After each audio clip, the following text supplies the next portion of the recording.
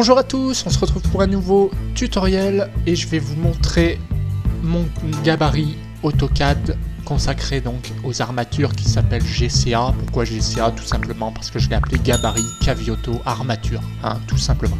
Alors, ce qui m'intéresse aujourd'hui, c'est de vous montrer comment ça marche concrètement.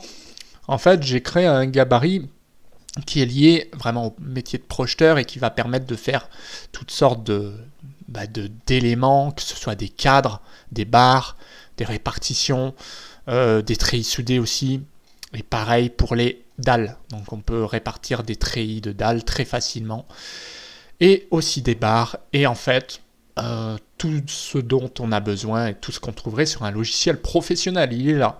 Voilà, donc en plus, il y a du coffrage, puisque je suis dessinateur, je peux très bien gérer du coffrage, ce qui n'est pas le cas de toutes les entreprises qui développent seulement des logiciels et qui ne connaissent pas le métier de projeteur. Enfin, peu importe, c'est pour vous montrer qu'ici, vous avez une bibliothèque d'éléments prédessinés.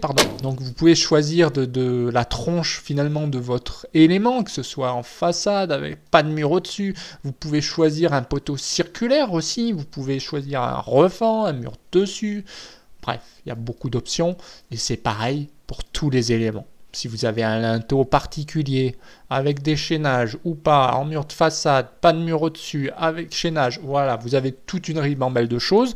Vous pouvez définir une longueur, et vous pouvez définir une épaisseur de dalle, et une retombée, etc. etc.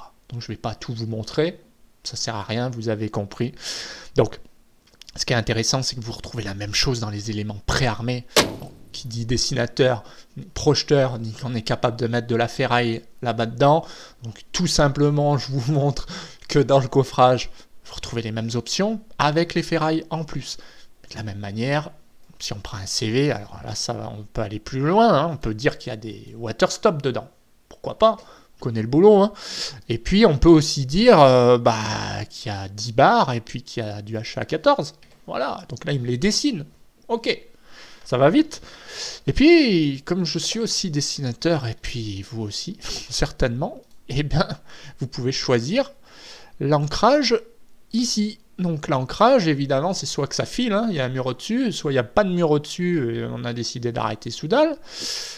Ça peut être aussi qu'il y a quelque chose, mais qu'il faut des éclisses. Voilà, et ben dans ce cas-là, on met des éclisses, tout simplement. Et puis 60 filles ou autre chose, en tout cas, par défaut, c'est 60 filles, c'est recalculé. Pour aller plus loin, comme on est dessinateur, et là, c'est le gros avantage que j'ai par rapport aux autres, c'est qu'en fait, on va pouvoir dire, voilà, ici, j'ai un niveau de dalle en bas, plancher haut, on est à ça, on a une épaisseur de dalle, voilà, ici, on va mettre qu'on est à plus 3 mètres, ici, on a 23, pourquoi pas. On a un enrobage de 3, et puis on a un recouvrement de 60 filles. Donc voilà, en fait, tout simplement, tous les éléments seront calculés avec un niveau à 3, une épaisseur de dalle de 23, ce qui fait que, eh bien, quand on met à jour, vous voyez, les dimensions se mettent à jour par rapport au coffrage. Et oui, c'est ça qui est top. Et si on fait le niveau du dessus, on fait un copier-coller, on fait propre des, on change niveau bas, l'épaisseur de dalle, pourquoi pas l'ancrage, mais il n'y a pas de raison que ça bouge. Oui, l'enrobage aussi, parce que si vous êtes aux fondations et sous-sol et R+1, ce ne sera peut-être pas la même chose, ce sera peut-être à 4 en bas. Bref, vous aurez compris, on ne va pas rentrer plus dans le détail, vous avez des éléments complets, et vous avez vu la vitesse, vous pouvez choisir le coffrage, donc façade, mur au-dessus, non. Vous pouvez choisir le nombre de barres, ça c'est pareil pour tous les éléments.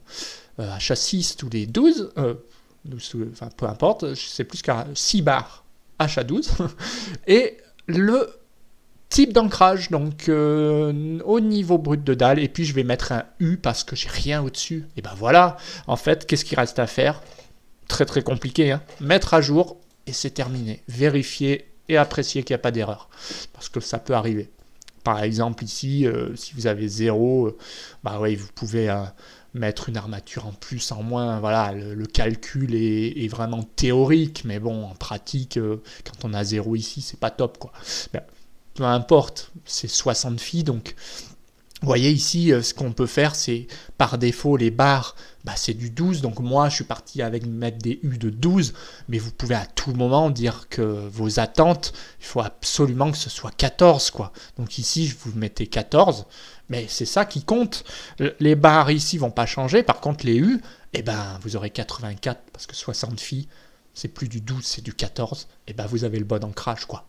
Donc bah, c'est ce que je voulais vous montrer. Donc ça va très loin, c'est-à-dire que non seulement vous gérez un coffrage, vous gérez des armatures, et puis bah, vous avez des éléments prédessinés, préarmés, mais vous avez des éléments libres. Ça c'est intéressant. Par exemple, vous prenez une semelle, si elle ne rentre pas dans un cas standard, mais que c'est vraiment très très particulier, bah on y va. On prend les barres qui sont là, si on choisit une barre compliquée, ou même on va plus loin, on met des aciers libres, et là on dessine des polylignes, et on fait ce qu'on veut.